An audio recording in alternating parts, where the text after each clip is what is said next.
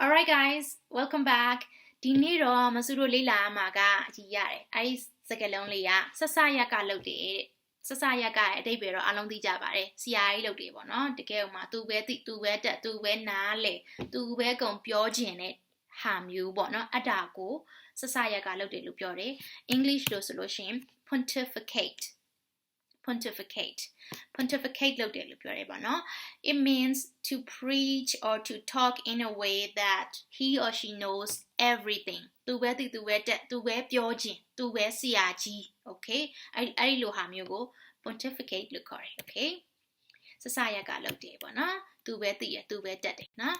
For example he pontificates me every day I'm so sick of it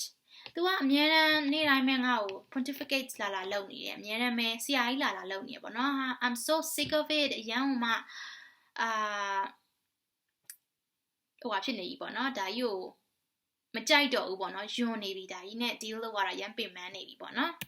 And another example says my new boss is such a pain he pontificates people a lot ကျွန်တော်တို့ရဲ့အလုပ်ရှင်အသစ်တထေးအသစ်ကဆိုလို့ရှိရင်တကယ်ကိုမှ pain ဖြစ်တယ်ခက်ခဲတဲ့လူမျိုးပေါ့နော် he pontificates people a lot လူတွေကိုလိုက်ပြီးတော့ဆက်စရက်ကလိုက်လုပ်နေတာတဲ့ He is such a smart student but no one likes him since he is overconfident and tends to pontificate other students in the class သူကဆိုလို့ရှိရင်တော်တဲ့ကျောင်းသားတစ်ယောက်ဖြစ်ပါတယ်ဒါပေမဲ့ဘယ်သူမှသူ့ကိုမကြိုက်ဘူးဘာကြောင့်လဲဆိုတော့သူကအရန်မှာ confident နေရန်ကိုလွန်